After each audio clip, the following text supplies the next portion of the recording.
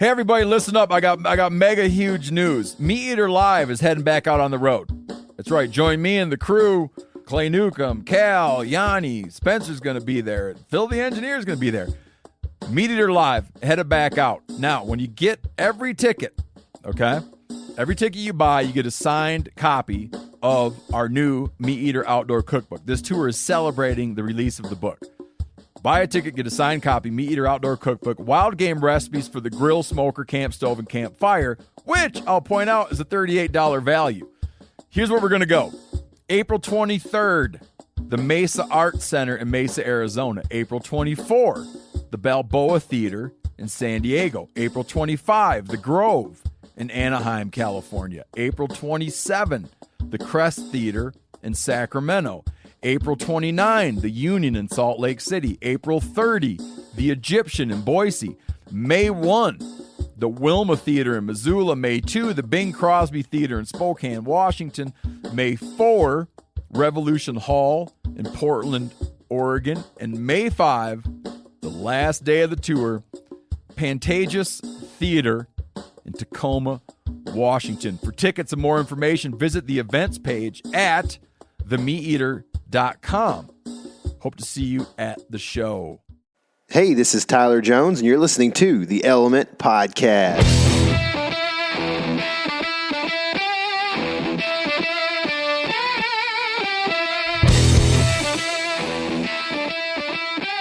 So you're Crip or a Bud? Around here, as you notice, our logo is red and blue. Mm-hmm. We support both sides. There you go. Bringing people together. That's it. Since 2006. When was Tailwaters formed? 2007. You were close. Yeah. Our 11th anniversary is coming up in about another 2 months. That's right. We're going to have a part of that a little bit. We are, dude. Right? Cinco de Mayo. Yeah. Yes. Yeah. Margaritas and crawfish. Sweet. Dude, crawfish? Crawfish. You are speaking my language. Man. I It's going to be a hammered good some. day. We had crawfish a couple weeks ago, and it was one of those things where we had like 6 people that were going to eat crawfish, maybe 5 or 6 people. 6 people, yeah. And so we ordered like 30 pounds. Mm-hmm. Well, I'm like a 5-pound guy anyway myself, usually, you know. So like, and then there's like women in this bunch, you know. And one of the 6 was my mom. And she like all of a sudden decided she didn't like crawfish all of a sudden for some reason. And then my best friend's fiance was another one, and she tried one, and like, you know, if you haven't dealt with crawfish much, it can be a tedious process to get it done, you know. And so she like picked through it forever, and I don't even know if she even ate it. And then so it was like, okay, now we're down to 4 people with 30 pounds of crawfish, and I just went off, dude. And there was one section, we had them on this ice chest, and I ate probably like 5 plates, and I get down to the 6th plate, and like there was a lot of juice in there, and I don't know, like I guess they cooked these in a different batch or something. Oh my goodness. Lit you up? Lit me up, dude. I was sweating so hard. It was one of those things where like I try to be pretty tough overall, but I almost cried. It was bad. Now, I've got a good friend of mine that's from Marshall, and his dad's Cajun, so he fancies himself a Cajun. So he went out and had crawfish, and of course he orders the extra hot crawfish. Of course, he has a little bit of a drinking problem. Drinks a lot of beer with his crawfish, so he gets through the hot crawfish, no problem. The next morning, on the other hand, the crawfish spice was stuck underneath his nails. Ooh. He's just driving to work with the AC full blast with his hand stuck in the AC vents because his fingers were on fire. Dude, I had the same experience with this crawfish, or similar experience, where the next morning when I got up and got in the shower, I took a shower, my eyes, when I started rubbing my face, I started burning. And then after I get this like 5-minute shower and I washed my hands several times at this point, I'm still like later on that day when I would touch my face, I could feel it burning from my hands. That's not like, it's crazy. It's crazy, man. I don't ever seem that hot when I eat them, you know? If you keep eating them, that's the thing. That's the key. Like, you got to eat them fast. So if you can't eat them fast, you probably don't like crawfish. But Well, hey, we might have to do like a demonstration sometime. Maybe we'll do a crawfish demonstration when we Cinco de Mayo. do the Cinco de Mayo I thing. think it's perfect. Yeah, well, how to eat a crawfish. There you go. Because like I feel like from here east, and we grew up east of here about 70 miles. Mm-hmm. You start getting into this little like section where you're not really like southwestern like a lot of Texas people are, and you're not really Cajun. So you're like We kind get the best of both worlds because we get that steak. Yeah, Tex-Mex stuff going on. Tex-Mex, you get and the- Cajun all at the same time. Get the No, cattle. there's a distinct dividing line, and it's I-45. yeah. It's true. You go east of 45, you can find pork barbecue. Mm-hmm. You can't find it west of 45. But then you also get into your crawfish, and that the Piney Woods is much more southern than it is Texan. Yeah, Yeah. I agree. Yeah. I agree. It's we talk about this a lot on the podcast, but like it's kind of weird how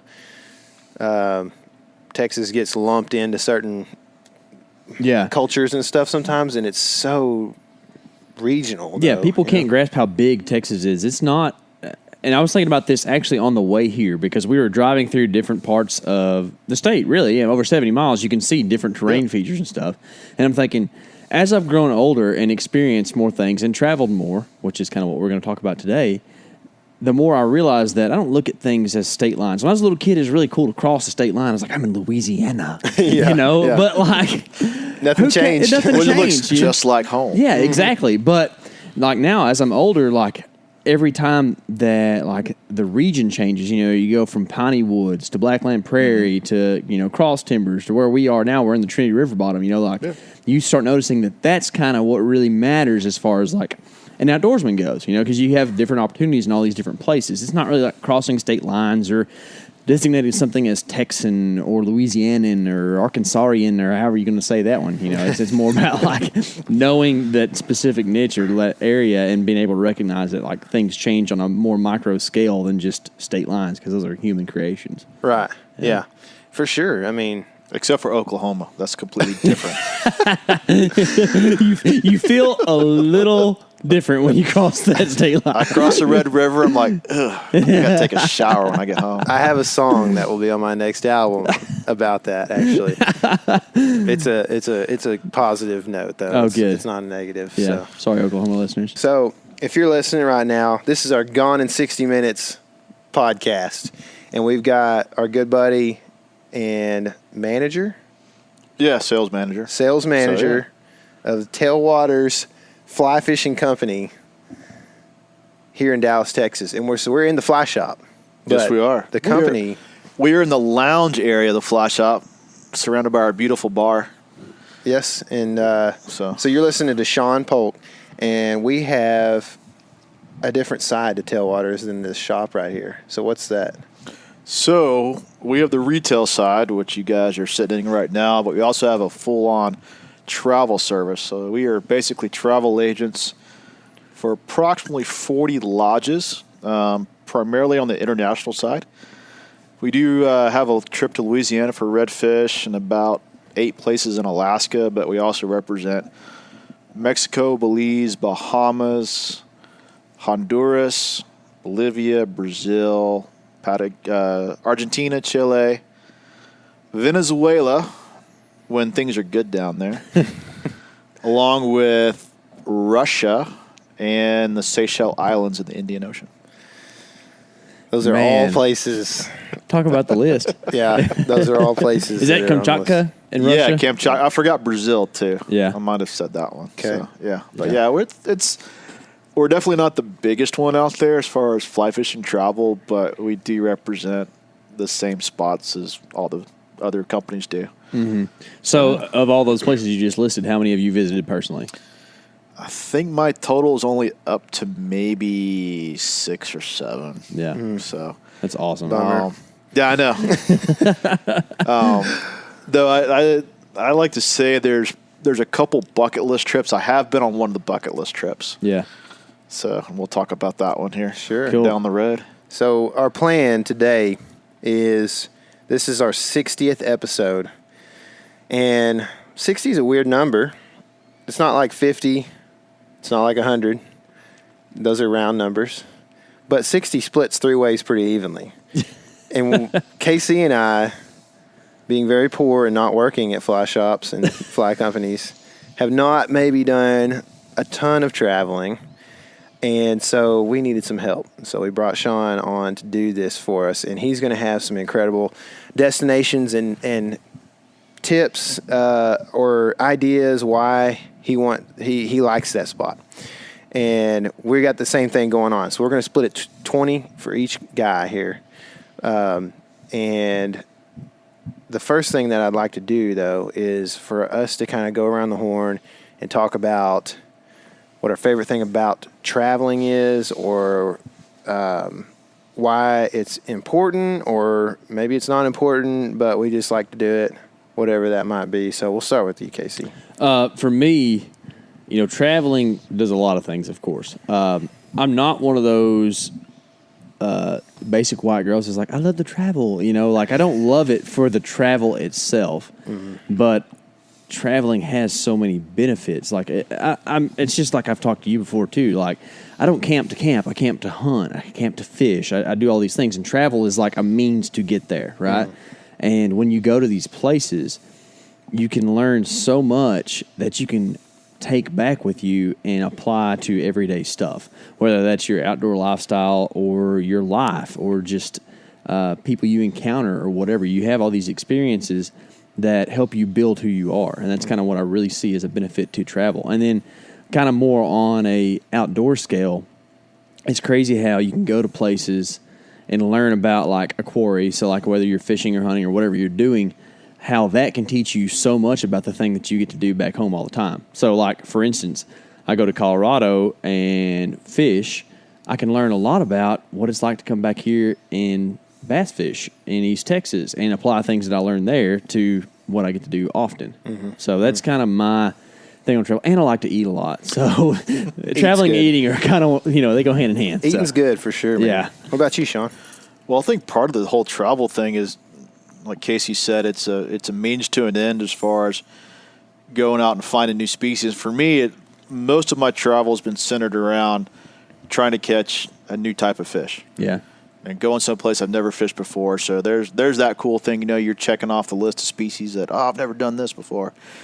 And that's kind of how it started off at. But now it's gotten around more to the experience of just leaving Texas and go and see what's out there. I get a kick out of not only catching a new species, but talking to the locals, meet the local culture, eat their food, see how they live. Find out, what these guys do day in and day out. So, I love talking to my guides. I'm like, so when you're not guiding, what do you do? What hobbies and stuff. And it'll blow your mind what, this guide in a backwater third world country, and you talk to him and the dude knows pop culture and knows more about U.S. politics than you do. And it's like, what? So yeah, I mean that's a lot of it. Now it's not to sound cliche and total white girl, but oh my God, it's all about the journey. Hey, that's true, man.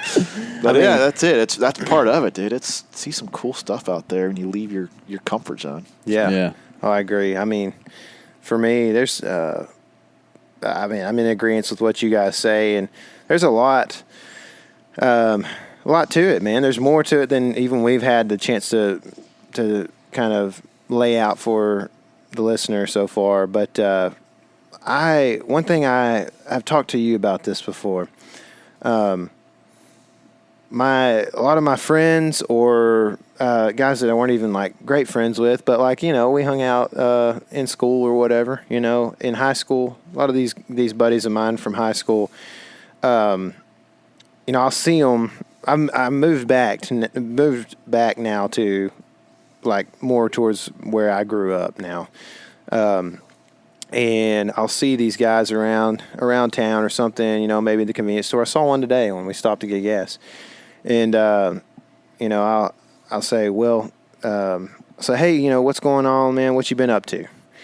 And most of them, this is just part of growing up small town, blue collar. And I'm the same way still, blue collar, but they just kind of go, oh, just been working, and I don't even know where they work really. So like that's I guess usually my next question. I'm like, hey, I hate to say this, but I don't know where you like. What are you doing? You know, but you know, it's kind of hard to carry a conversation on sometimes, and I feel like that.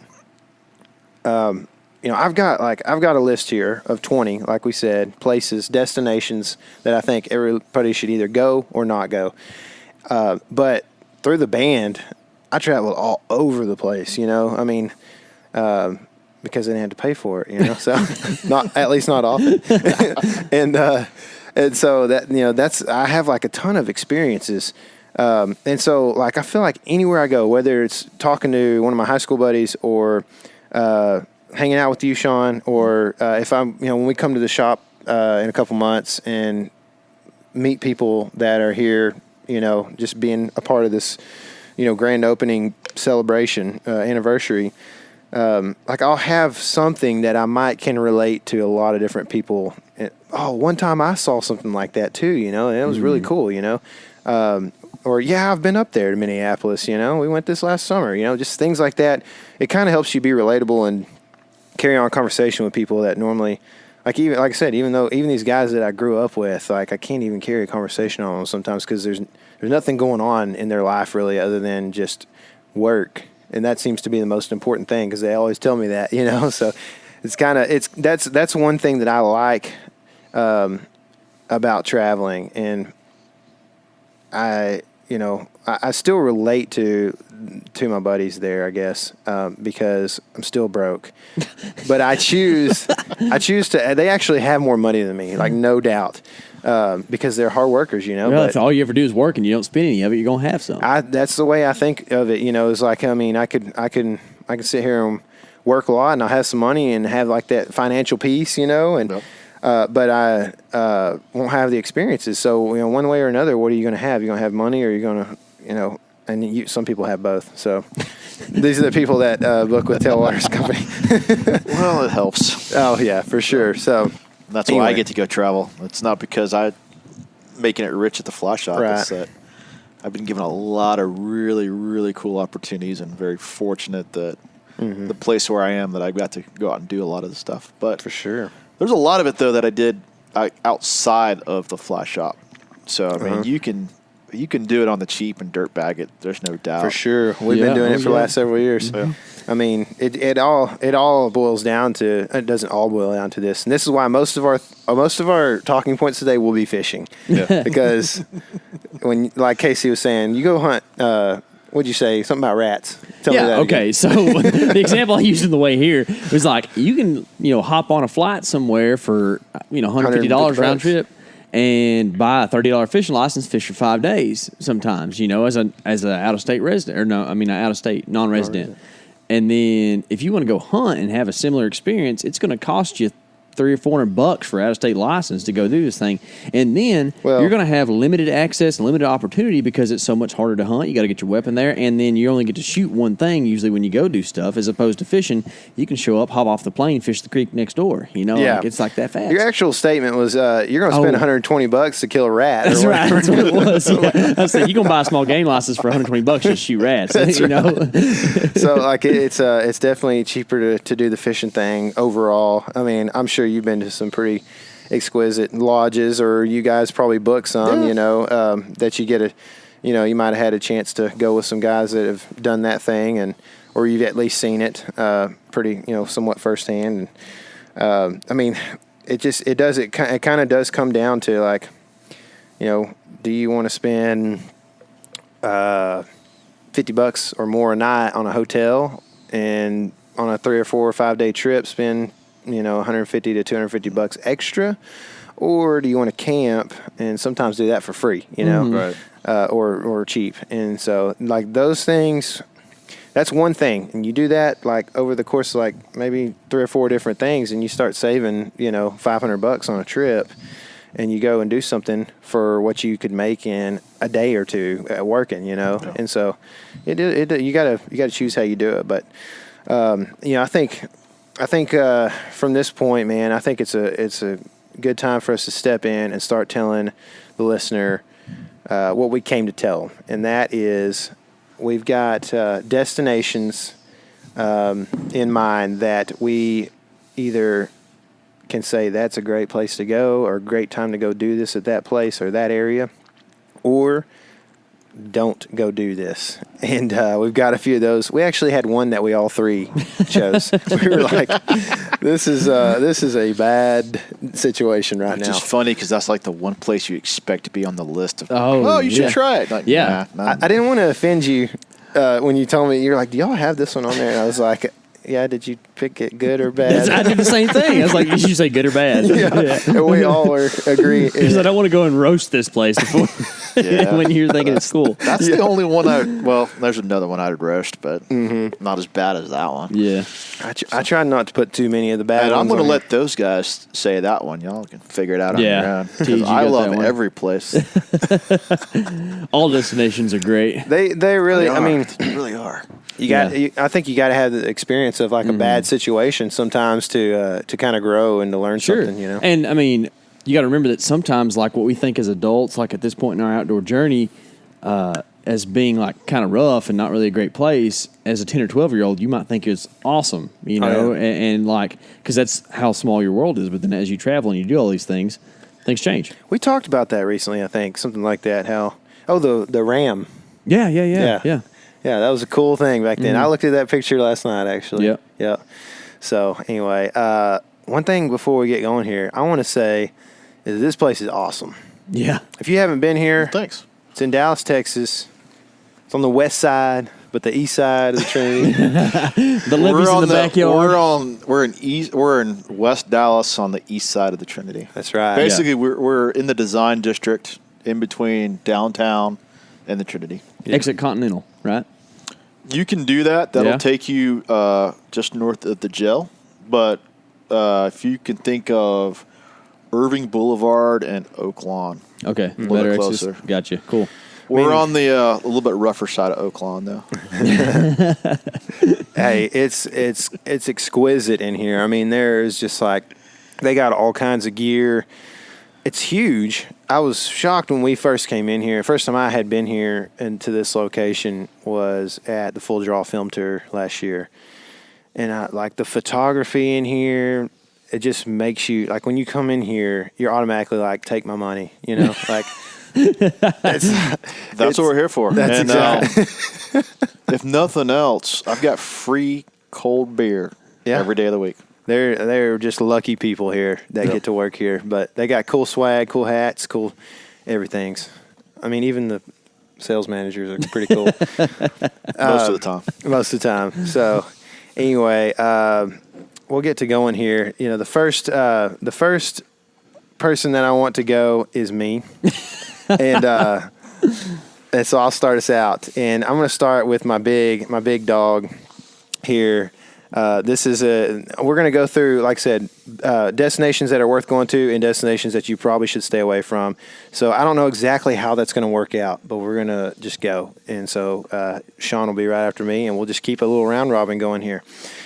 So my first place is Lake Williston, British Columbia, and that's pretty specific, but generically or overarching would be British Columbia in general. I feel like that place is awesome.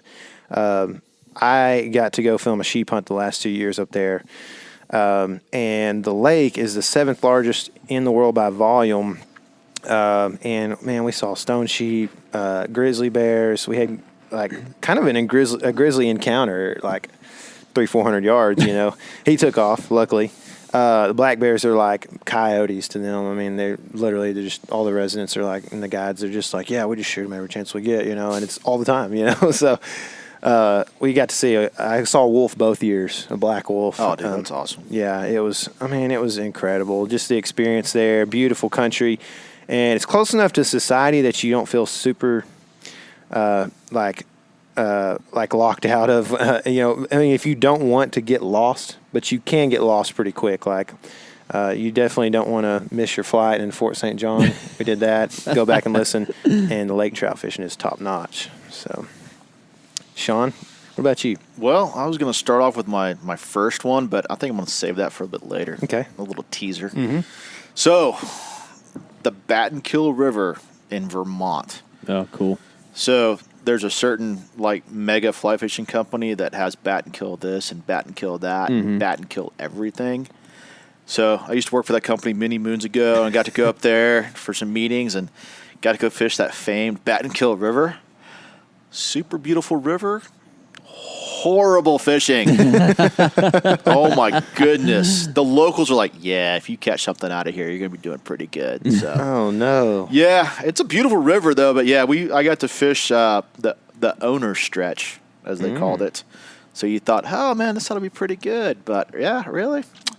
Not that many fish in that river. Dang, So. bummer. Bummer on that. So yeah, I'm gonna put that one as like beautiful to visit. Not so much on the fishing. But yeah, that was. It's a good tip. I know. So yeah, that was kind of cool. That's like when they talk about classic storied rivers in America, and especially up in the Northeast, is one of them. Yeah, I got to fish it. I didn't catch anything, but I got to fish it.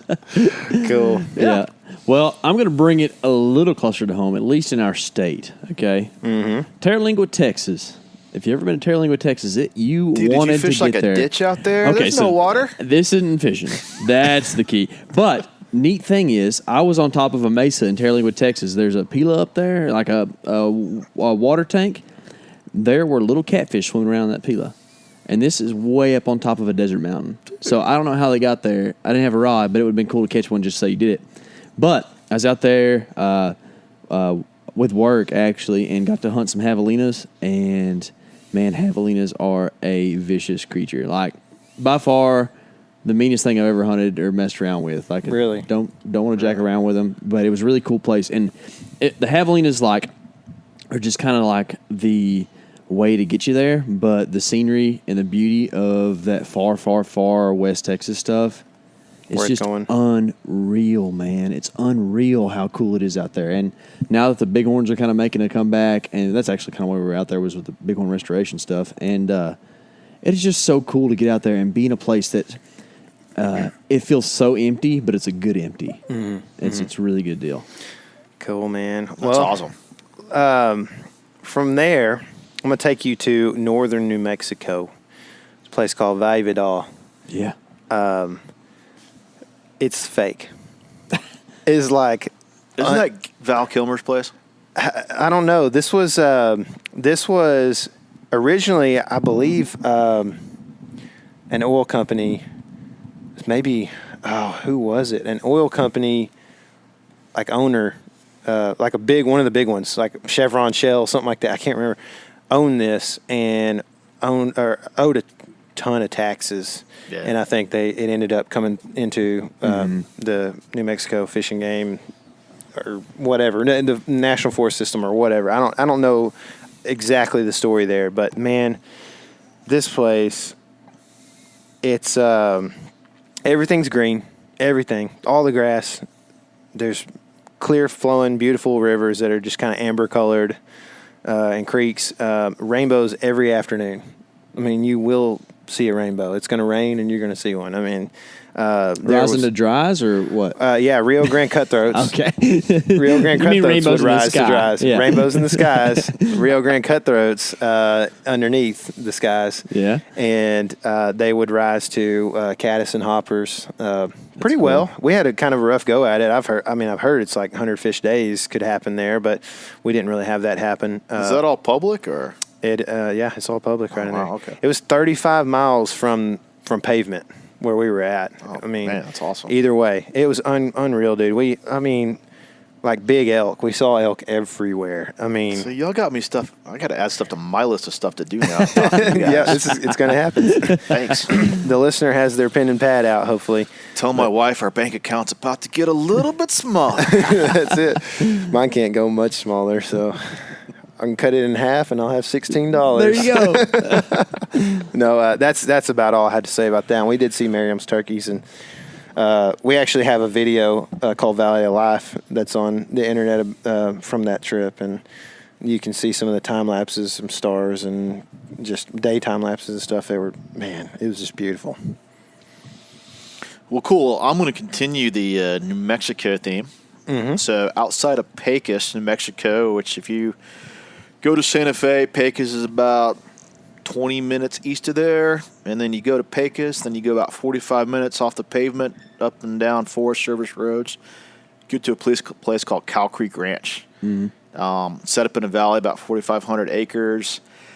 Now, this is one of the very few places I've been to that's actually private water, but if there's the Disneyland for trout fishing, it's Cow Creek. Really? It's not fishing as much as it's catching. Okay, so I've been to Cowles, New Mexico. So this is Cow Creek outside Pecos. This is north of Pecos, I believe. Well, this is, you go to Pecos and you spend about 45 minutes on it. It's set up in a valley. It's surrounded on national forest land on all three sides. Okay. It's a guy here in Dallas, a real estate developer. It's his place. He bought this place from the original family. He was in a bidding war with Don Johnson for this place. Bought it, fixed it up a little bit, and then told the guys that, hey, start stocking trout. And it's got all four species. And he said, I'm going to fly up here every 2 weeks and fish it. When I say it's done, that's when you stop stocking. 18 months later, at 50,000 pounds of trout, nothing less than 16 inches, he said, all right, this will do. Holy smokes, dude. So it's got browns, brooks, rainbows, and cuts? Yes. Man. The bottom 7 miles is all manicured. He built like 40 holes, structure. Oh, my God. Built six ponds. He calls them lakes, but they're tanks. Which that was a whole other story about how he got his tanks and didn't have permission, but a little political donation to the governor. He got permission to build these tanks. But the upper section of it's all wild native cuts. Yeah. So Rios, right? Yeah. Yeah. Yeah. Okay. That's cool. And so the ones in the lower section, are those Rios as well? Or are they? They could be. I don't know. Yeah. But I do know that to go and catch a 25 to 26 inch rainbow or brown was not unheard of. It was like, I got a 26. The guy's like, well, I did too, and I did too, and I did too. I was like, okay. Oh my gosh. So yeah, that's probably one of only. There's another place that's on here that I went trout fishing. That was along those same lines. So it's open to the public for a fee or whatever? Or? For a fee, yeah. Some little guide shops or fly shops in Santa Fe, you can get day access. You can pay a rod fee, or you can rent the whole place out by the week. Yeah. Man, So, it's cool. Yeah. That's cool. Well, I'm going to take us across the National Divide and go on up into the square state of Colorado, and going to go a little more urban, though. So, in Montrose, Colorado, the Uncompahgre River runs right through town. And I fished the Uncompahgre, never saw another soul fishing, and had one of the best days I've ever had. I was catching just slob rainbows. I mean, nothing long, but, that 15, 16-inch fish, good fish, a couple browns along. In a, afternoon, I caught, in 20, 25 fish, something like that. Not another soul in sight. There's people jogging by. There's a junkyard or what do you call it? Like iron reclamation place. Like you can see the fence of it right here next to the river. And I'm out here wet wading because I'm actually elk hunting. I'm up there and I'm just there to fish. And I'm just slaying fish. And it's the funnest day. They aren't giants, but they're eager. The place is awesome. And if you don't get a chance to go to Tailwaters because you're in Colorado, there's a really cool little fly shop there in town with a really old guy who will give you a free patch that he makes that has like a rainbow on it and stuff. So I think that back in the day when people wore vests all the time, they'd sew these patches on their vests as like a little membership thing or whatever. Yeah, he's still a vest guy. But man, it was just like a cool experience, and it's just like one of these little overlooked fisheries that nobody ever hits. And then if you get the chance and you have a little more time, you venture out of Montrose and go up river a little bit to the tailwater of Ridgeway Dam. Back there, Ridgeway Reservoir. I think they call it Pocapichuk or something like that. It's like stocked just with giant Snake River cuts and giant rainbows. And if you ever see like a 25, 26-inch rainbow coming out of Colorado, it's probably from that little bitty stretch right there. And they're hitting like 28, size 28 little bitty, midge larvae and stuff. It's crazy. But It's a cool little river, man. No, you probably had like an incredible like mental state also on that river. Dude, it's like one of those euphoric moments when it just gets even better. Zen was mine that day. We'll talk more. We'll talk more about why later. Yeah, for sure. So I kind of like this thing we're doing. Where like have this geographic route that we're running, kind of. Yeah. Not that it's any particular direction, but like I don't want to just take it right now, at least from Colorado to like somewhere way off. For some reason, I just feel like that. But we can keep following the roadmap. I'm following you guys. I like it. If you guys can stay with it. Yeah. I know you've got some stuff that's out there, but but I can keep following this roadmap for a ways. Okay, so I'm going to come. This may not fit into your roadmap. Sorry. I'm going to come back kind of towards home a bit, and this is in northern Oklahoma, and we had a place up there several years ago that we hunted deer, and the place was the area was like intermittent with CRP and creek bottom stuff, and then a lot of wheat was the ag in the area. And for those of you that don't know, pheasants like to eat wheat, and there was birds everywhere up there. Like we had, for one, if you look at a map of the U.S. With the quail distribution, Oklahoma is like a stronghold for quail, and so we had a ton of quail there. And we also, I guess because of just the great CRP and the wheat in the area, man, we had pheasants like crazy up there. I mean, like, it was all you could do to not just hop out every time you saw one on the side of the road. They were just in the ditches. And, man, we had this CRP field that was like, I guess they get pretty good rain up there in that area. But we had the CRP field that was like over my head for most of it. And we walked through that thing and we were just jumping pheasants. We couldn't even see them most of the time. They just like, and go off or whatever. But man, like I think we shot a limit just walking that field right next to wheat. And you didn't have to dogs or nothing, Any chance that's public up there? There's not a lot of public, okay. Unfortunately. I actually haven't looked to see if there's much public in that area. But I do know that there was a lot of that stuff is either, I know a lot of it's private in that particular area, and then there's a couple little outfits out there, and like this place was, or one of the guys in town there that was in association with the landowner that we hunted on. He had pretty sure he had deer hunters, and they didn't know, but he had bird hunters and turkey hunters, and all. It was kind of like call before you come, even though you're leasing this year round, So, but it was the bird hunting in north central Oklahoma was pretty amazing, at least back several years ago.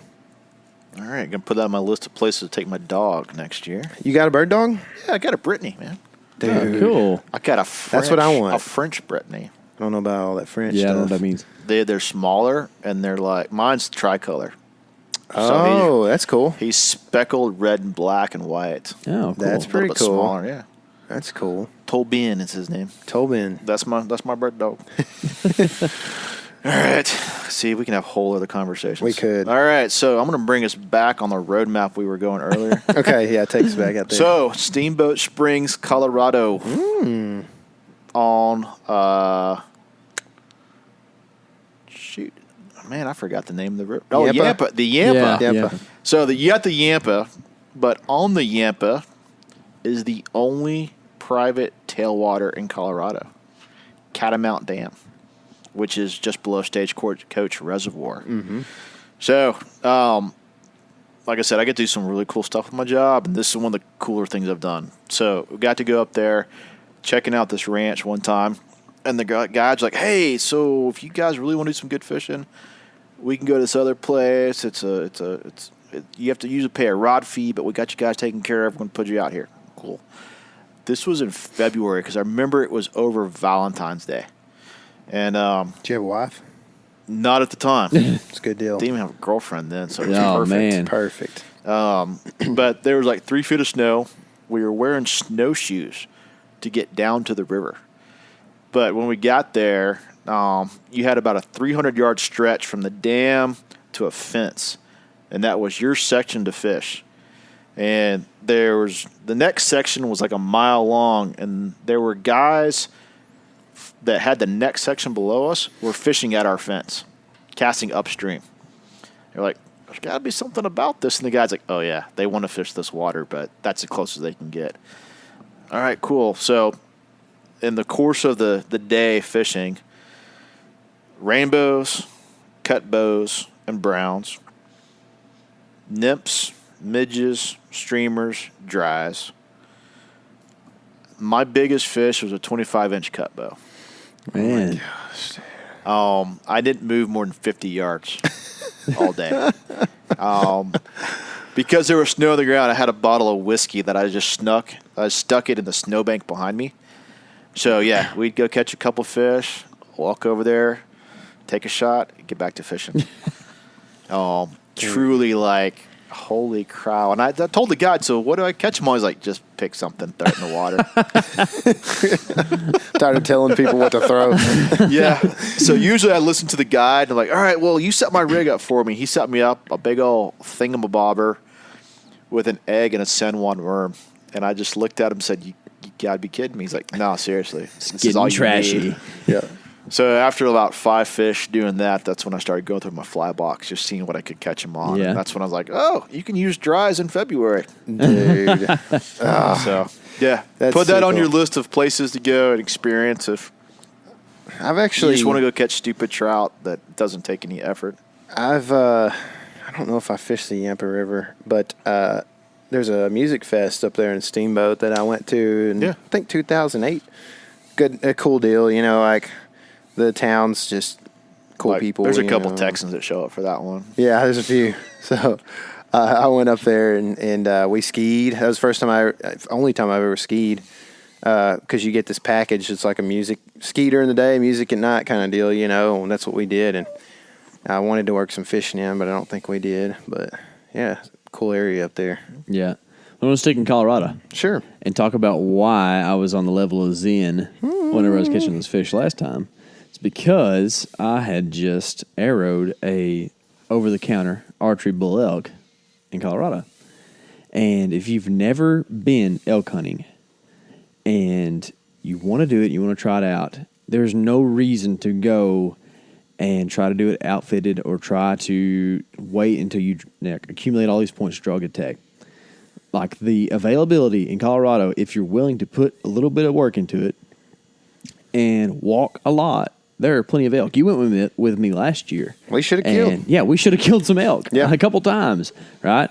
Like you will have an experience. You will learn how to elk hunt, and it is so cool to get up there and do it. And then that year, I actually took a bull, and the cool part about it is that I got to do it with my family. I got to do it with Mom and Dad. They helped me pack the elk out.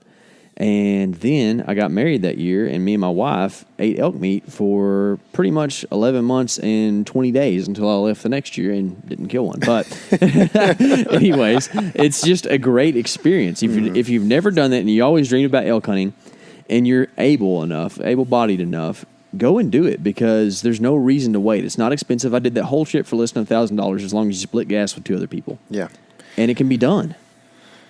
So our road map, Yeah. You want to mess it up I'm again? going to keep it in Colorado, actually. Oh, wow. How about that? Yeah, I'm going to do that. Colorado's a great state. But our road map has caused us to probably get off of schedule, and I don't care because this is good combo. So we're... Yeah, I thought your schedule was a little facetious whenever you first started. Was it? Yeah. Oh, it's going to be way more than 60 minutes, I can already yeah, tell. it's going to be. But So that's awesome because there's a lot of good stuff going on here. yeah, I was worried There's about good this. synergy in the group right now. There is, man. We've got some conglomeracy. Let's see. Okay, so Colorado. I'm going to head back up to the north a bit, and I'm going to say the Rocky Mountain National Park. It's one of my favorite places in the world. It's not a place you're going to catch huge trout, but it's beautiful. I mean, the vistas are unreal. Just huge mountains. I think they've got, I don't know what the biggest peak there is, but in the park actually is, but it's worth talking about apparently because people go and try to crest it, you know. But they're just, man, it's unreal. Like there's a reason it was one of the first national parks, you know. It's unbelievable. And because it's so high, like the weather in July and August is like, mid 70s or whatever, and it's just like it's the place for me to go when it's 105 here, and humid. And it's like when I go up there in July, it's like just a huge, breath of fresh air, figuratively and literally. But the one thing that I love to go up there and do is catch the almost native or almost 100% pure native greenback cutthroats up there, and that's like one of the most beautiful natives I've seen. And you get to catch them in like legitimate postcard setting high mountain lakes, and most of the park is like it's within pretty close range of like decent amenities and lodging and stuff like that. So if you're not like the camping kind, you've got Estes Park right there, and it's one of those things like you take your wife or girlfriend or whatever, and she's going to have something to do as well, because it's like shop central there. Just all kind of niche-y things, that women like. So I like doing that. There's a ton of elk in the park. I took a picture of one last year. You could probably scroll back on our Instagram and find it. Giant elk in velvet. Bunch of mule deer. Actually, my background here is from Rocky. And there's a pretty good mule deer right there. Yeah. Pretty big, in. Yeah. So, anyway, that's, you can also fly into Denver for cheap usually, like via Spirit or Frontier or something like that if you look. And then it's like 90 minutes to the park if you're in a car. And the Big Thompson, you can come in down the Big Thompson. There's a road that follows it. Pretty fun. Like solid rainbows and browns in there, and like really cool pocket water and stuff in there. It's fun. Yeah. All right. Well, I'm going to continue on. We're going to detour to the northwest a little bit, but the Rogue River in Oregon. So, buddies and I, we flew up to Sacramento and then drove about 4 hours north of Medford and spent about 4 days fishing this river in the wintertime looking for winter steelhead, which if you get into steelhead fishing, you've got the winter runs and the summer runs. And the summer runs it's beautiful weather, it's nice outside, and you get a lot of fish, but they're on the small side. But the winter run, you're swinging for the fences. Not a lot of fish, but they're going to be the biggest fish of the year. So he said, we're going to swing for the fences. And we went up there, and my one and only wild steelhead was caught up there on the very last drift of the first day. Oh, man. Oh, cool. Which was awesome because the next 3 days would have sucked if I hadn't caught a fish. Because there is a certain point in your mind you start going, are there really fish here? Mm-hmm. I'm not sure there's fish here. Maybe let me go back and fish that spot. No, got to keep fishing. That was an awesome trip with a couple buddies of mine, and this is a trip that you can do on the cheap. Now, I'm sure there's probably campgrounds and hotels, but we went up there and we were couch surfing. Made some friends with some dudes up there, and they're like, dude, come up here and stay with us. One of them had a trailer in his backyard. He goes, I got a travel trailer. It could sleep like 4 dudes. So the cost of airfare, split the cost of a car. And then, we ate at his house. I think we might have eaten out like 2 or 3 times. One of the coolest little dive bars I've ever been to in the middle of the day, and where we were, playing ping pong and eating, basically bowling alley hot dogs. Drinking really good beer, and we met a dominatrix that was spanking one of the guys. It was a lot of stuff going on that trip. Yeah. The Rogue River, if you haven't been in the Northwest and experienced those coastal rivers, they're absolutely gorgeous. It's everything's lush and green, and the water's clear, and you got mountains in the background. And winter steelheading is cold and miserable, but when you do connect, you're like, it's all worth it. So, yeah. That's I'm going to be heading up there this summer, actually. Yeah. So we're flying, I think, to San Francisco. And then I'm pretty sure I'm going to have a chance to catch the McLeod red band on the way up through in California. I'm going to have a chance, I think, if I can talk like the other 3 non-fishermen on this trip into like just giving me a few minutes. and then we're going to head up through Oregon. And I don't know. That's a good, that's something I'm interested in seeing, is what's going to outside happen of up there. Texas, I think the Northwest would be like my next spot to live. Really? God, it's just Yeah. There's so much water up there. If you want to fish, it's just I went up there. You can't drive without crossing a bridge. Going, there's a spot to fish. Yeah.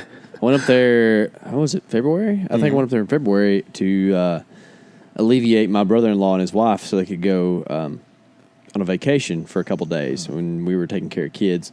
And but I got to fish a little bit. And I went to a fly shop, and I wanted to catch fish, and then they started setting me up with steelhead stuff, and I was like, I just want to catch something while I'm here, But I went ahead and did the steelhead thing, and needless to say, steelheading and a 9-year-old and a 2-year-old don't go together very well. Yeah. So I had about 30 minutes worth of fishing time, which You were was, the 9-year-old? Yeah, I cried a lot, but it was worth it either way. Like you said, the view is just beautiful, and then just to see like those, just the rivers there are just different. It's just like, and it's if you're not prepared for it, it's almost a little bit frantic because the water's so fast sometimes and stuff. But it's cool. I would like to make it back up there. I don't know if I will. I don't know when, but it's neat. But so since we talked about really, really cold things, I'm going to take us down and warm up a little bit. We're going to hop on a plane from Sacramento and come on down to, where are we going to fly to? I guess you could fly into Corpus. We're going to go to... Dang, we're going across country. You and I have talked about this. Padre Island National Seashore, right here in Texas, all right? This place really taught me... I had a very basic understanding of the outdoors growing up. I understood that I like to hunt and fish and just do the redneck thing. And then Pins is what we call it, Padre Island National Seashore. Pins taught me to appreciate more than just the fish or the animal. Pins taught me to appreciate the place I was in and appreciate the moment. And it's hard to explain. You just need to go experience things like this in your own place. It's special to you. But when you are driving down a beach, going 5 to 10 miles an hour, searching for, the splash of a fish or, a certain terrain change in the beach, which, if you've ever been to beaches, there aren't a lot of terrain change, but you can see, when the submerged sandbars are changing and when there's breaks in them and stuff. And when you really get down and you examine details like that, man, it just it increases your appreciation for a place so wild. And it's almost, and this is going to be pretty cliche, but it's almost poetic because you can see so much more depth to what is actually there and what most people get to see. Most people read a book. Some people understand books. It's kind of what it's like at the beach, and it's pretty cool. And then to add as a bonus, if you go walk around up in the sand dunes, you can find whitetail sheds. I found like 5 whitetail sheds in one day out in the sand in the beach. So cool. It's crazy cool. And then if you make it all the way down to the jetties, there are like 15, 20-pound jacks going nutso on mullet that are making their southerly migration. And you can hammer those things. And then every once in a while, a school of menhaden will make its way out the jetties, and it's just the kingfish and bonita explode. I mean, it's just the craziest amount of what you would think is like tropical style fishing. It's in our state, man. It's like accessible. That's something I've never really had the chance to do. That I would love to do is that kind of fishing. Yeah. Haven't done a lot of inshore type stuff, you know. And it's really good for the fly rodder, you know, like you can go down there surf cast, and I've done it, and the whole reason we started going down there were for big sharks. We'd go out, go down and run a big hunk of ray or a bonita or something out and drop it off and wait on a big shark. But while you're sitting there waiting, you got to find something to do. And I fell in love with catching this stuff, in the wake gut and stuff out of the kayak. Let me tell you something. You chase some bonita down in your kayak, you feel like you've done something all right. Them suckers can move. But it's a blast, man, especially if you have a fly rod in hand. Yeah, and it's cool. It's funny, while I was waiting for you guys to come up here, I got a text from my buddy who has done that trip quite a bit. Yeah. So I told about you guys and said, hey, I got some guys maybe wanting to go down there, maybe do a film or something. He's like, who are those guys that want to do the SP trip? So, because I kind of picked his brain a little bit when we were fishing last week. And he's like, dude, you got to go when there's a northern front comes in.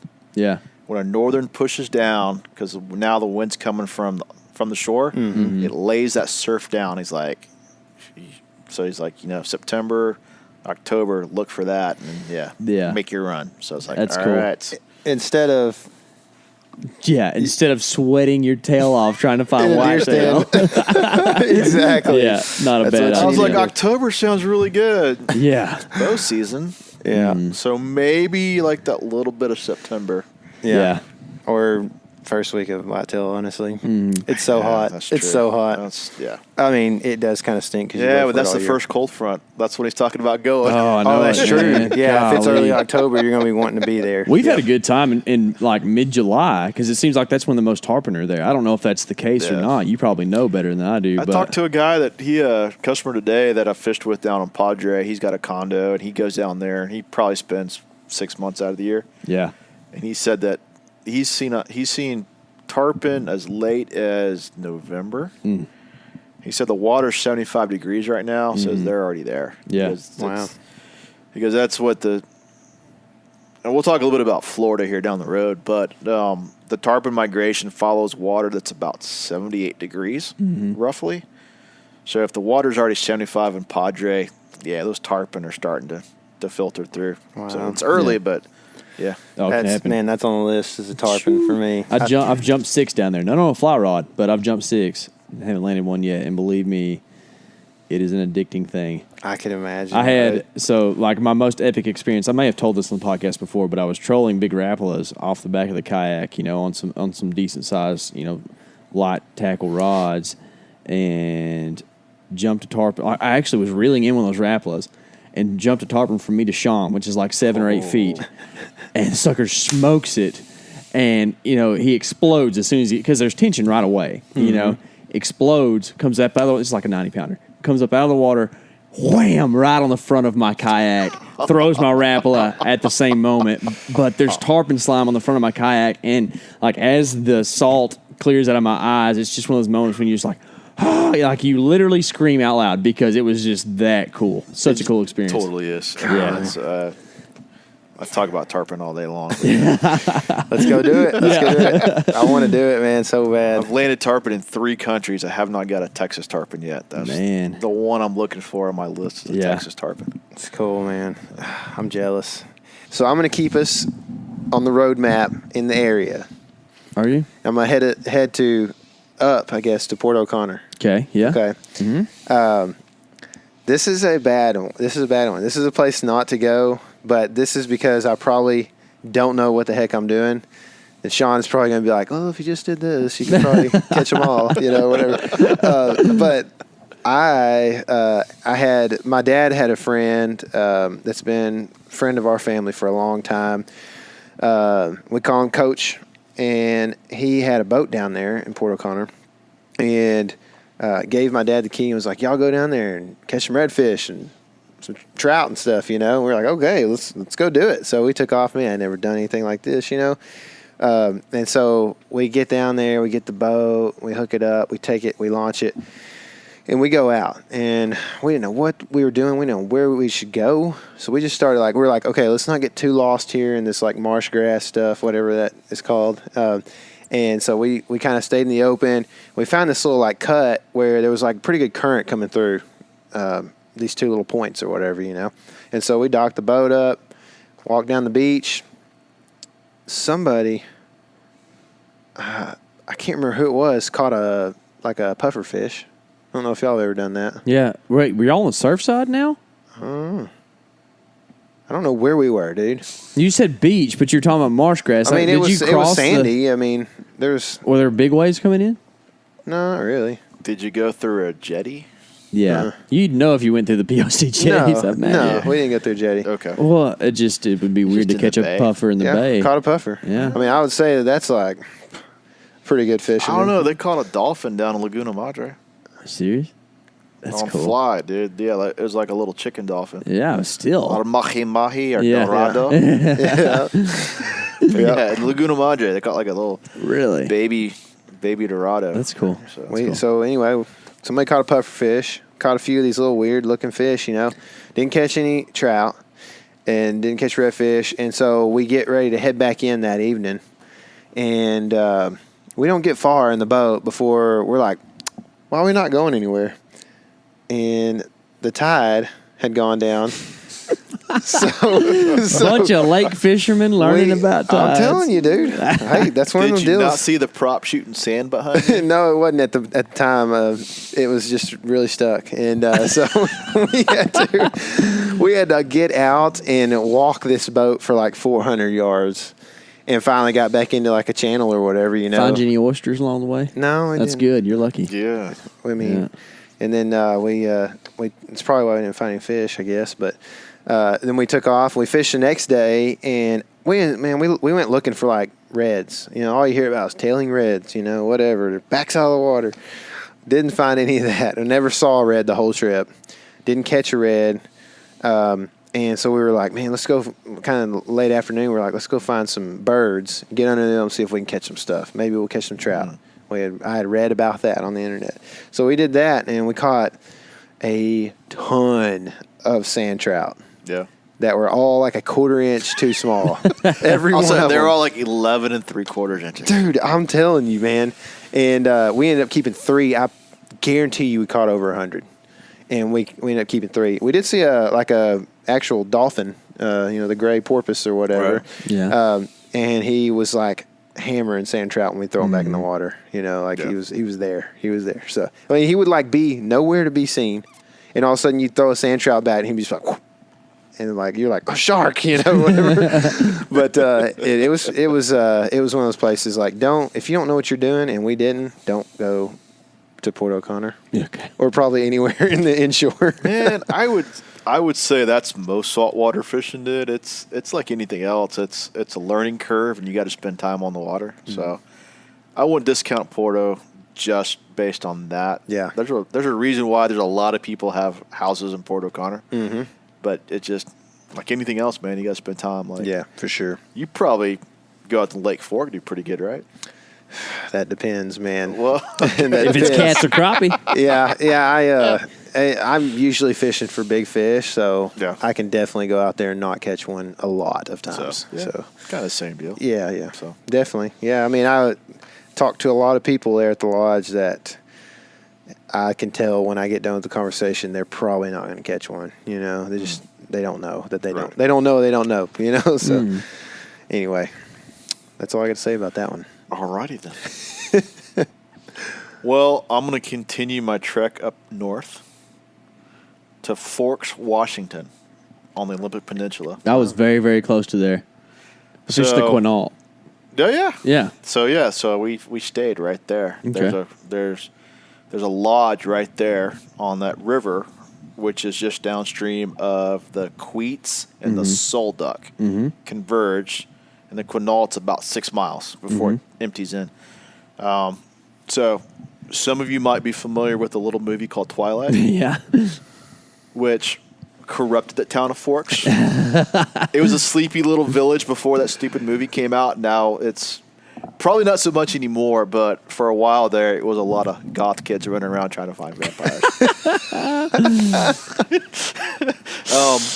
But back before the movie, when we were there, no, cool little place. So once again, it's those.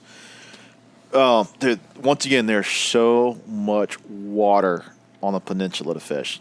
You've got the Solduck, the Queet, the Hoe, the Quinault, The Hoe. Elwha. That's where, what's his name? Mick Dodge lives. on the Hoe River. Do y'all know Mick Dodge? The legend The of Mick legend Dodge. of Mick Dodge. That dude is cool, man. I don't care what anybody I says. have got a funny story about the Hoe River. Yeah? So, my buddy of mine that grew up in south of Seattle, he's like, hey, you got to come up here. We're going to fish the peninsula.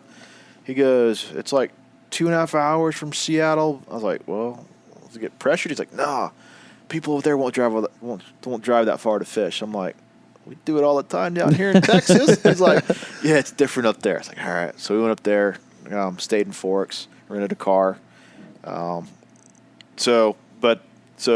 He's like, hey, let's go fish the Hoe. And we were there in October, and what we were trying to do was time in between the Silvers and the Kings. The Kings run early, then the Silvers, we were trying to find them when they were both crossing. And there's also some late summer run steelheads. So we go up to the Hoe River, and it's a reservation, the Hoe Reservation. So we go to the reservation, we go to the tribal office, and there's a guy in there. We're like, hey, we're trying to get permits so we can fish. He's like, did you talk to Wally? Like, who's Wally? He goes, my cousin.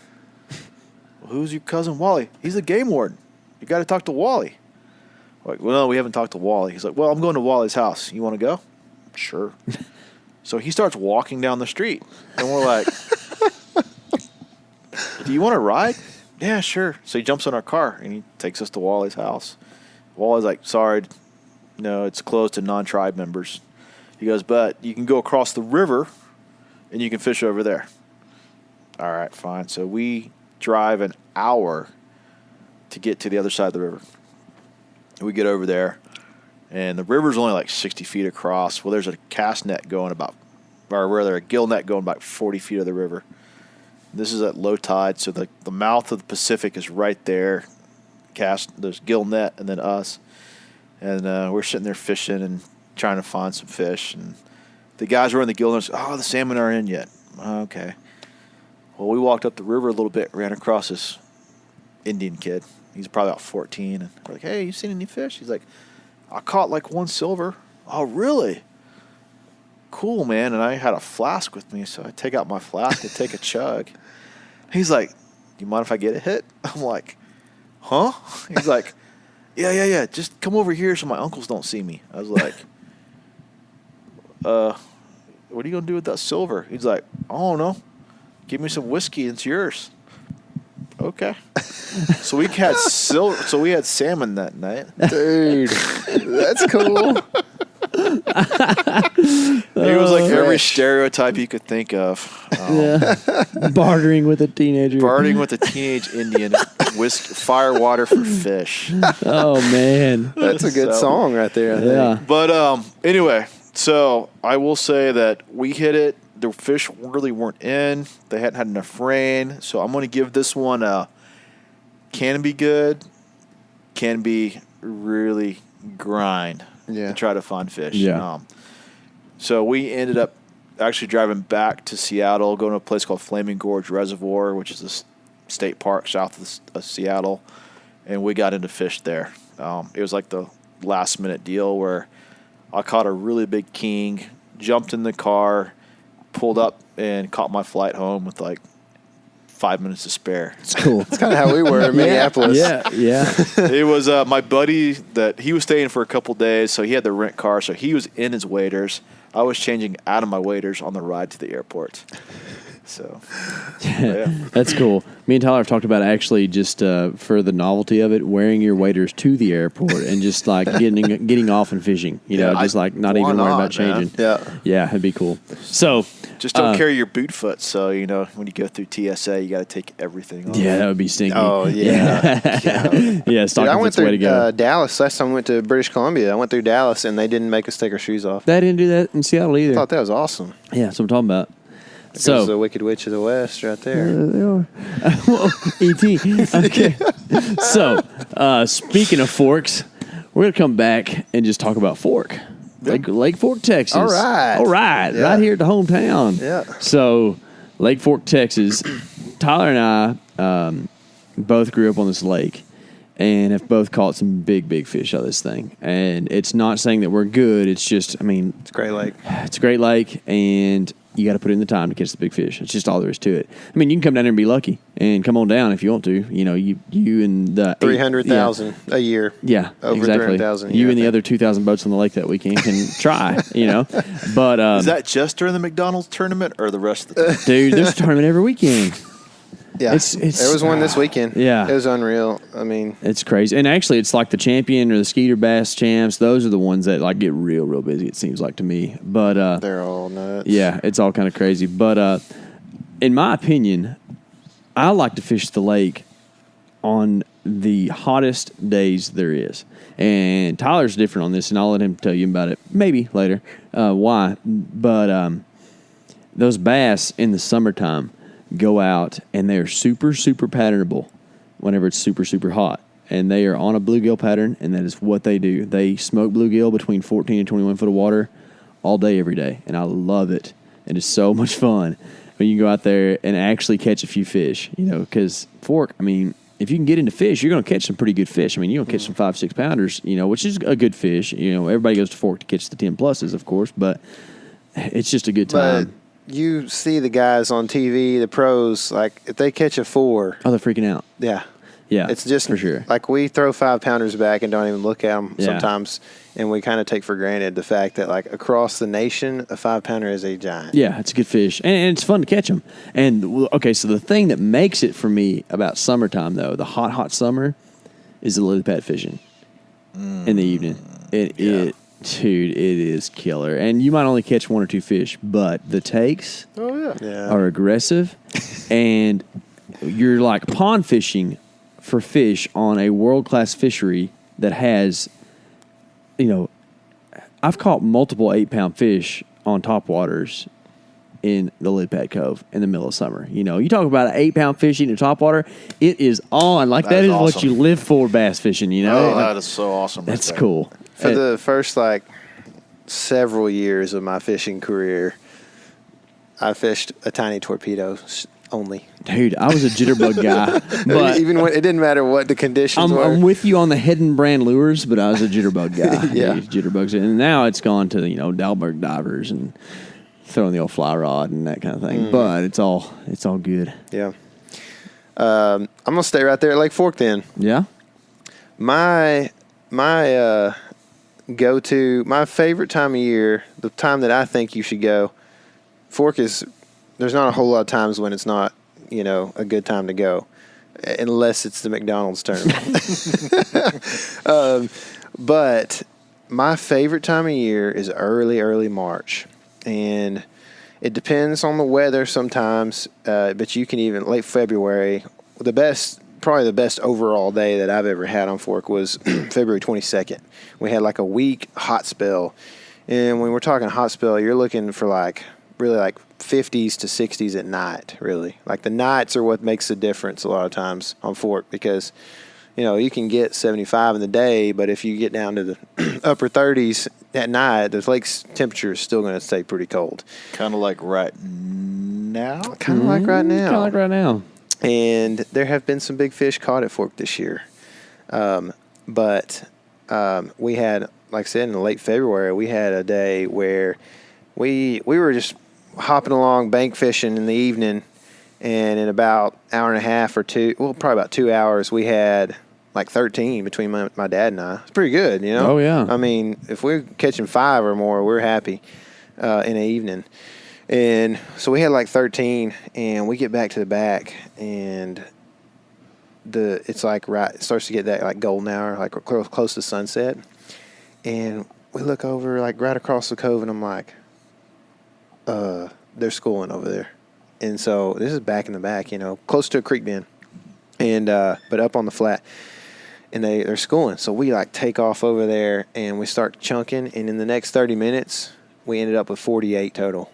Oh, man. Up to 8 pounds. Oh. Jeez. It was, and this is February, man. And apparently, with that warm spell, I guess a group of shad had just come in to the back, migrated back, and bass just followed them probably from that deep water. Man. And it was nuts. But in March, early March, March 10th was when I caught the biggest fish I've caught. And the same area. But that time of year, the fish, those big females are moving up and staging on secondary points if the water's right. In close to creek bends, close to big stumps and stuff like that. We don't have the grass we used to have. And man, it can be if you're fishing 3 foot is going to be the shallow side of what you want to fish really. But I mean, out to 8-10 foot sometimes they'll be staging on those big stumps, and man, throwing a jerk bait and letting it sit right next to one of those things for a second. You can catch some fish that every time I set the hook that time of year, it's I'm scared of what might be on there. It's scary. All right. Well, I'm going to change things up a little bit. Go back to some river fishing. So this is going to be the White River and North Fork River in northern Arkansas. So we get people come to the shop all the time. And they're like, I want to go do some trout fishing. Yeah, there's a trout fishery about 3 hours away. But if I really want to trout fish and get in some really good quality water, without like 2,000 other people looking over my shoulder, northern Arkansas is where to go. About 7.5 hour drive from here. And the awesome thing about the White North Fork, not only are there world-class trout fisheries, but you've got probably about 48 to 60 miles of water that you can fish between the two rivers. And so you've got two tailwaters. My favorite thing to do is I've done this like once, and it makes me want to go back there every time I think about it, is night fishing with mice. Oh, dude. Dirty. It was freaking fantastic. So some buddies and I went up there. There's a big thing called Streamer Fest at the end of January. Yeah. One of the fly shops. We'd gone up there for Streamer Fest. We had a house on one of the shoals. And so we'd been fishing all day and kind of fishing the shoals and drifting the normal indicator with some sow bugs or something below it. And one of my buddies had done a drift trip, but the water was low that week and there were not a lot of big fish moving around. So we'd had dinner and had a cocktail or two, and I'm like, man, I always heard about this night fishing. I'm going to suit up. So I put on my waders and grabbed my 8-weight and grabbed some mice, walked out in front of the house and just started throwing as far as I could across the bank and stripping it back. A lot like bass fishing. So talking about throwing top waters for bass and pond fishing, just like that, but with mice at night. And about every 5 minutes you hear this ka-chung.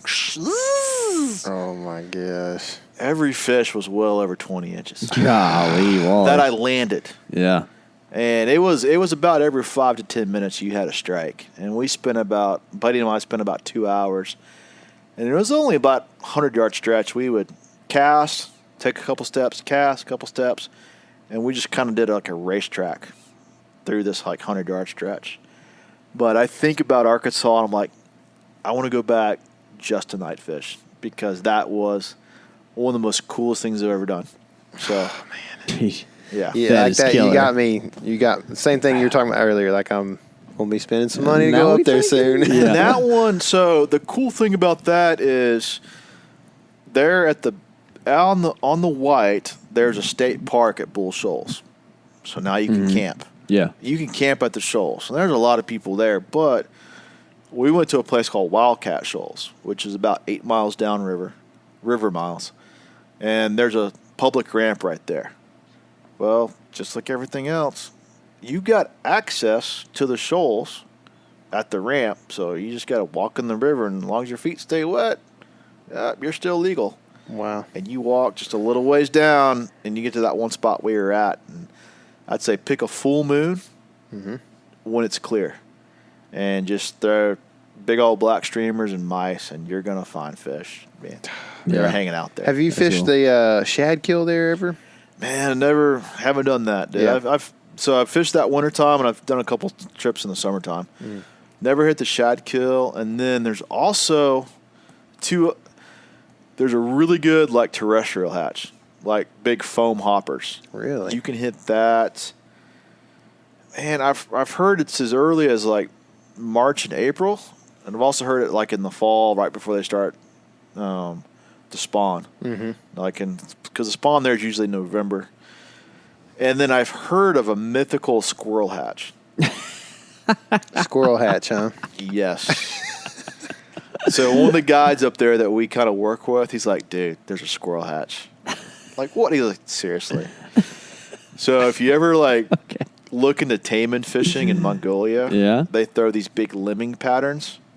He goes, it's like that. You're throwing like squirrel patterns for big trout. You kidding me? I know.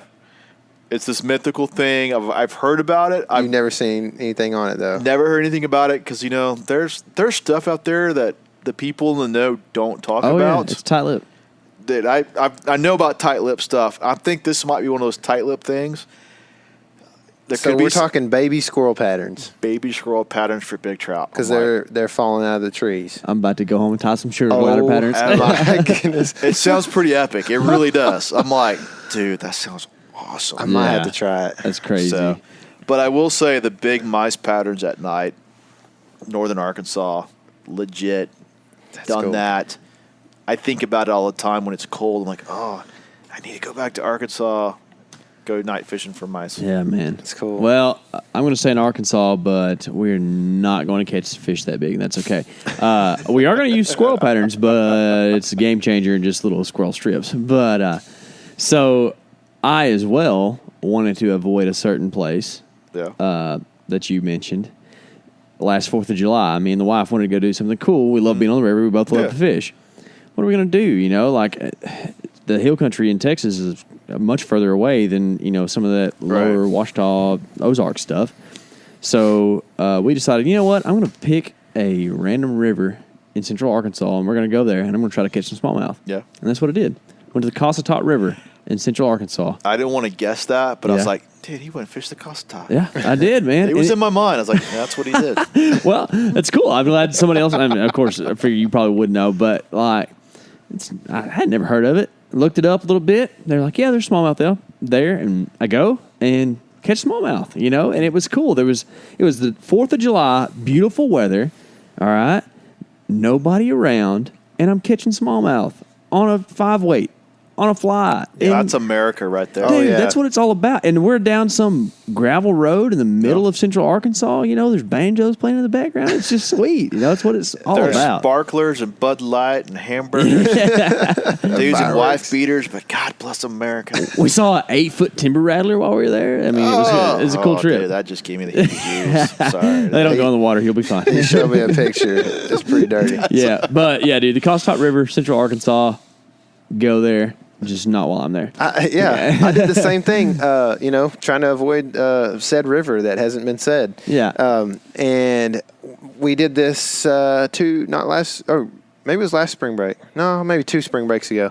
My wife has spring break. I'm not a spring breaker anymore, you know. So like my wife teaches. But your wife is. So, yeah, okay. Anyway, so we went to the Ouachita National Forest there in western Arkansas. And I cannot remember what river it is. I could look and figure this out, but I haven't so far, and I'm not going to do it right now. But like the water is like glacial blue water. Yeah. Where we were at. I don't know if it was that way for you guys. No, here was just low and clear. It was unbelievable. The mountains were legitimate mountains. I was completely thrown aback. I mean, it was just like huge mountains and complete wilderness, remote, nobody around.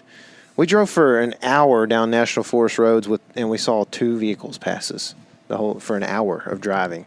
Like I said, the water was like the prettiest blue I could imagine. Super clear. I caught like I'll say 16-inch trout, probably a 15-inch trout. Rainbow trout, and was catching smallmouth in the same rivers. Yeah. I mean, it was cool, cool. man. What river is this? I don't remember. I had to do some checking on that while y'all are talking. I think he's thinking trout and smallmouth. I mean, like Little Missouri, maybe. I think it was. Yeah, it was Little Missouri. Yeah. All right. And man, it was awesome. Like nobody around at all. It was that'd be beat that. early mid March. Yeah, it was cool. All right, so going through my list right here, where can I keep this freshwater? I'm saving one for the river that hasn't been mentioned yet, the alternative. But I'm going to bring it back to Texas. So the hill country. I mean, if you're going to fly fish in Texas, the hill country is probably one of the best places to do it. The Frio River in Leakey, Texas. So the Frio, beautiful, beautiful river.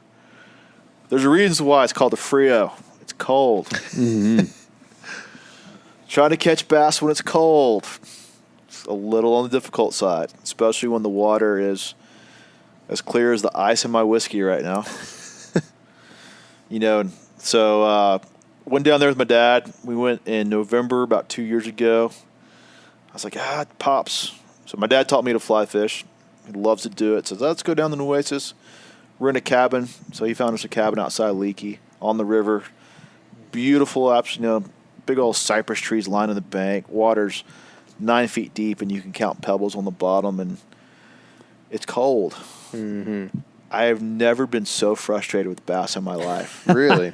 Generally speaking, you put me on a river with bass, I can catch them.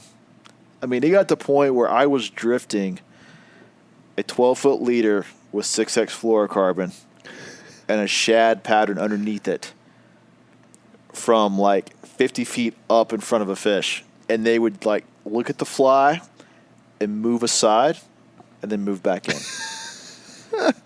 I was like, what is going on? So we spent 4 days down there. When I fished I think I caught one little bluegill on the Frio, but we ended up going to fish the Upper Guad. We fished, I think we went and fished the Pedernales. We fished an Oasis. And there's another river. We fished 4 rivers in 4 days.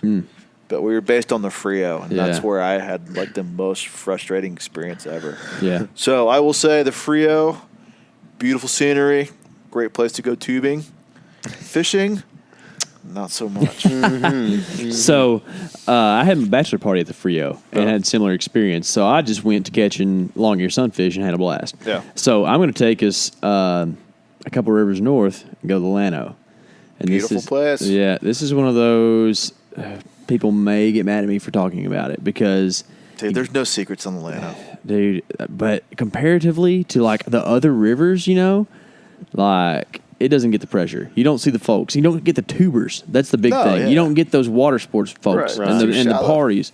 Yeah, so me and my buddies from college usually take a late summer kayak trip down the Llano, and we'll do some fishing, camp out on the river, and make use of our very awesome stream access laws here in Texas, where if you're below the bank or whatever, look those up. Don't trust me. We got that right. Yeah. Yeah, That's right. That's right. But man, the Llano River, whenever you take in the account that it's usually clear, you can catch Guadalupes, you can catch Rio Grande cichlids, you can catch a largemouth, you can catch smallmouths, even though they're kind of problematic. You can catch yellow cats, you can catch channel cats, you can catch every sunfish imaginable. It is, and not to mention the carp that are giants in there if you can get them to hit. And then in the winter, old boy stocks trout up the way. Now, I'm not a big fan of stalkers, but hey, they're there. That's another species to catch. It's kind of fun. You add that with some delicious turkey sausage and barbecue from Llano, Texas. Oh, You must have been going to Cooper's. Well, Cooper's is where the barbecue is. Yeah. Across the street, up the hills, Inman's Kitchen, that's where the turkey sausage is. Not saying one's better than the other. You should go to both. That's what I think. So, yeah. I just added another thing of things I need to do this summer. Inman's Kitchen. Inman's Kitchen. Yeah, turkey sausage. The beans are terrific. Is that in Cooper or is it in Mason? Or That is in Llano. in Llano That itself? is in Okay. It is Llano proper. Yeah. So, yeah, go there and then just... I'm seriously y'all can't see this. I'm writing this down. I'm a Texas barbecue connoisseur, and so we're gonna sidetrack real quick. Yep. I've often thought one of the best books you could write is a guide to fly fishing Texas with barbecue. Dude, that would be killer. Dude, we need to make a road map. Seriously, a buddy of mine, we started this for a little while. We got about 6 cities in. Yeah. And then we Got got busy. sidetracked. Got busy. But we're like, dude, we're gonna write the definitive Texas fly fishing and barbecue guidebook. Yeah, that'd be cool. That's a good idea, man. That'd be cool. Hey, I encourage you to finish that off someday. I know. I would love to. I would buy it, man. I would buy it. But I would expect you to give it to me for free, too. So I might be able to do something for you. So mine is the Llano River from Mason to Llano, Texas. Sure. Well, I'm going to stay kind of, I guess, real close to hill country. And we're going to move up north to the Paluxy River. I had this idea and forgot to write it down. And then Sean reminded me before we started this thing that river existed. And I have fished it several times. My wife went to school at Tarleton State. And so it was kind of one of those I can make a double date out of this thing, and go see my wife at school, and then we can go up to Dinosaur Valley State Park and fish the Paluxy there. And I fished outside the park a little bit. In the park, it's really skinny water. At least every time I fished it, there's a couple little holes. There are dinosaur tracks in the riverbed, legitimate, looking like T-Rex. I don't know what kind they are, but Triceratops. They're awesome looking. And they actually identified a new species of dinosaur in the river. Really? Yeah, there's its own species. Now I'll say not recently, back in the 20s, they excavated because they sent some of the tracks to the 1920s World's Fair, and there's a dinosaur that like the Paluxysaurus or something. Oh yeah, down that's there. right. Yep, I did know that. But you see a lot of Triceratops tracks. Yeah, so it's cool. And you can go see those while you're fishing, and then you can turn around. And recently, I did this. This was actually what we did last year for spring break. So I don't remember when the West Arkansas thing was, but the Paluxy River last year we went, and I was just throwing bead heads because I was just trying to catch stuff. And man, I caught some decent bluegills and stuff, but I was slamming the 6 to 8, maybe a 9 or 10 inch spotted bass in there on a half weight with just like pheasant tail, and it was a blast. It's good. It's a cool place to go. Take if you got a family or even a wife that might think that dinosaur tracks are cool, you can go fish it for an hour and a half, and you're not too far. It's not some big destination trip necessarily, but I think cool. on the Paluxy, the cool thing about the Paluxy is that a lot of people think about it and ask about it, but when it comes down to fishing, it's just far enough away from the Metroplex that people really won't go down there. Mm-hmm. If I have a home water, it's the Paluxy. I've spent more days fishing that river than any other place on earth. Mm-hmm. But like I've maybe seen, if I counted total, 40 people. Wow. Like throughout the years, 40 other people fishing that river. Mm-hmm. So, yeah, it's a cool spot to go to. Yeah, it's awesome. So it's worth it. Cool. All right, so I'm going to go back to the hill country. Mm-hmm. And so the Nueces River in Camp Wood. That river is probably one of my favorite little hill country places that, in case you was talking about the Llano not getting a lot of pressure, I think Nueces gets even less pressure. I think, so if you look on the map, it is the river due east of the Devils. So you've got like the Devils, then you've got the Nueces, and so similar type of water, just more access. It's there in Camp Wood. Kind of goes from Barksdale down to Uvalde. Super, super crystal clear water, full of rios, bluegills, guads. So if you want to catch a pure strain guad, it's one of the few rivers left with pure strain guads. I do want to do that. It's got tilapia in it and just absolutely gorgeous. And the cool thing is access on that is absolutely amazing. That there are numerous stream crossings, especially south of town, that you just pull up, park, jump in the river, and start fishing. Buddy of mine went down there. We stayed at some cabins in town that actually had a river access across the street. They owned the property, so you could fish there in town. But then we just kind of took a road map, found these road crossings. I mean, we were walking, not a whole lot, but we were walking 3 or 4 miles a day. We'd walk like 2 miles upstream, 2 miles back. Mm-hmm. The only sign of life we saw is occasionally you run across like a Mexican cell phone or a backpack on the side of the river. Oh. And then you'd see Border Patrol like sitting up on top of a bluff watching you. Mm-hmm.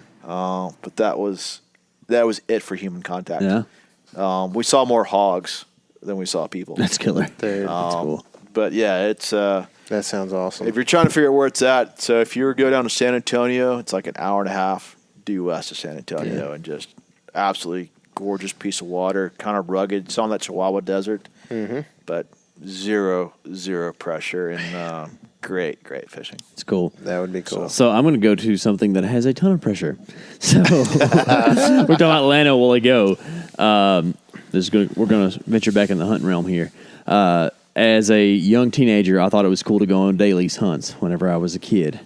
And there was a hunt in Llano. I think it's still there to this day. If you look on Craigslist or something, day hunt, $75 a day.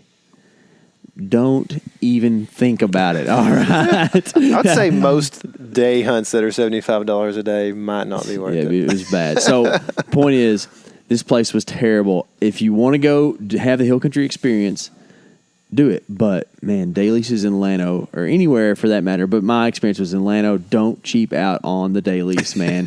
Get something decent. Yeah. Yeah. Well, I'm going to take us to just a little bit north to a river that has been mentioned several times in this podcast. This is the Lower Mountain Fork River in Oklahoma. Wait, we haven't mentioned that. We just referred to it. We alluded to it. We danced around. There have been illusions. This river is not a river that you want to go to. I have had a 30 fish afternoon on this river. And they're stalker trout, but they're fun. This was several years ago. Yes. There have been many floods. Dallas is growing outrageously. Yep. And the tourism in that area has bolstered. And they're like building cabins right now, and if you want somebody to build you a cabin out there right now, oh sorry, I'm 9 months out from building my next cabin, or building your cabin. I mean, it's unreal how fast it's growing out there, and it's shoulder to shoulder. 4 years ago, there were 500 cabins for rent in McCurtain County. 4 years ago, and it's probably doubled that by this point. It's crazy. There's restaurants, there's people everywhere. And it's a great place. Like, it's beautiful. It's beautiful. It's accessible.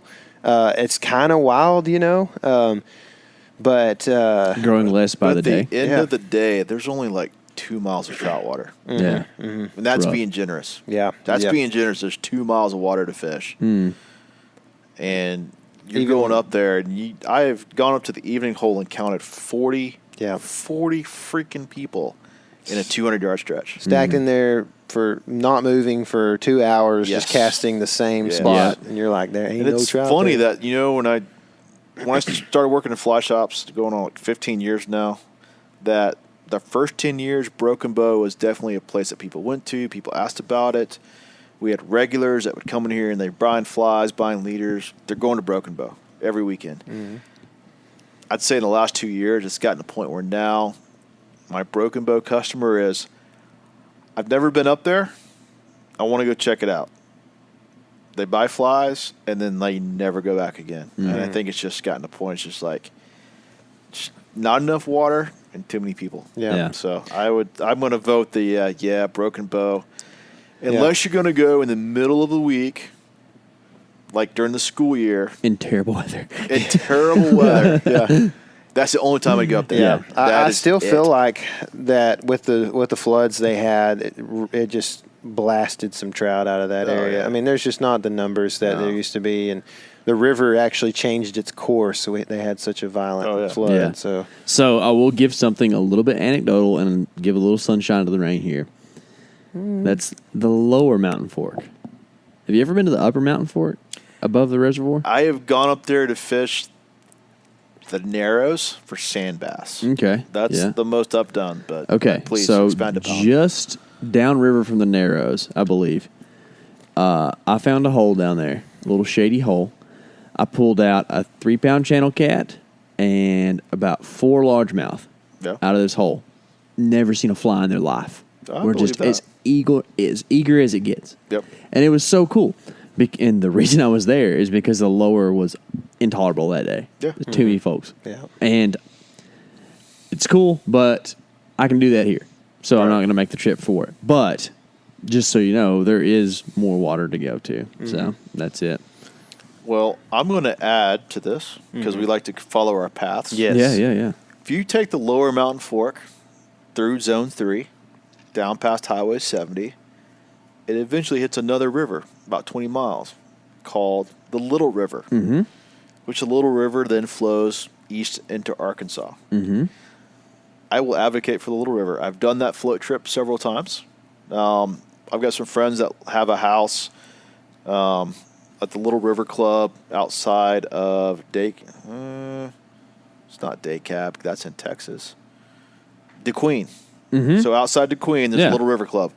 And so we actually went and put in canoes and a john boat on the Oklahoma side and floated about 12 miles back to their house. Really pretty water without a lot of pressure. Wow. So we got in a largemouth, huge gar. And on fly? On fly. All on fly. Cool. No smallies. I was really looking for smallies, but no smallies, but largemouth, sunfish, and gar all on fly and about a 12-mile float on the Little River. Now, I will say that the hard part about Little River is access. that there is a public put-in in Oklahoma that if you go to that put-in and stay near your car, you're okay. Don't leave your car and float down because there's a good chance your car might be burned up, broken into. It gets kind of rough. Whatever the best of McCurtain County wants to do. But I will say the Little River for a good river to float and fish is actually a good alternative to the lower Mountain Fork River. Yeah. Cool. Very cool. Yeah. Well, since you're on the gar thing, Uh-huh. I have a deep love for the longfish that is known as the gar. And we are actually sitting right next door to the greatest gar fishery in all the land, right? I've actually never fished this area, but we are connected to the greatest gar fishery. I mean, it's in the same river. It's We're the just river. like 200 miles north of the yeah. good stuff. So that's where I love. And I love all gar fishing because gar are aggressive, man. They like to smack stuff, and it's cool, and they love flies.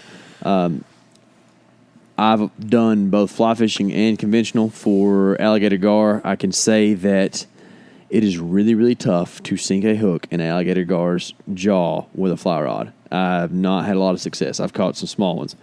I've hooked a 6-footer and had him on for just a little bit, But the Trinity River, they're kind of that middle stretch, which is like kind of between Athens, Corsicana, like south, down to around Riverside. Through there, if you can go down there with a big hunk of buffalo on a hook and float underneath a bobber, there's a chance that you're going to catch a fish that's longer than you are. And it is absolutely sick. It is the coolest thing, man. I love it. We caught a 60-pounder right here. Did you really? Wow. Was it alligator or was it long? Alligator. Yeah. Which surprised me that alligators were this far north. Yeah. I didn't think they would be up here, but yeah, there was a 60-pound alligator, like literally 150 yards from where we're sitting. That's cool, man. Yeah, so come to Tailwaters. You can go outside and catch a giant fish. That's right. That's right. Make sure you buy the rod first. Yeah. All right, so I hate to do this to you guys. We're going to cut that right here. This was a super long podcast. We were really getting into the stories. The next part 2 or part B, whatever we decide to do, will be releasing within the next couple days. So it'll be a quick turnaround. We'll get it to you guys, and y'all can listen to the rest of these destinations if you're getting into this. KC? All right, so for this episode, to kind of show y'all what things are all about and to kind of, I guess, celebrate the fact that we've had 60 episodes. Kind of cool. We did this whole 60 places thing. We're going to try to showcase at least most of these 60 places on our Instagram story. So keep up with us. If you don't already, subscribe to our Instagram page, The Element Podcast. And throughout this week, we'll be posting pictures from all of our experiences at all these cool places. And be sure to check out part 2 with Sean Polk from Tailwaters Fly Fishing Company later in the week. For sure. And they didn't have cameras back when you were doing some of this stuff, but It's true. But we've got a lot of pictures from this stuff, and we're going to be releasing that throughout the week, so it won't all be in one day. But keep up with the story, man. Check in on us, and we'll get back with you soon. Remember, this is your element. Live in it.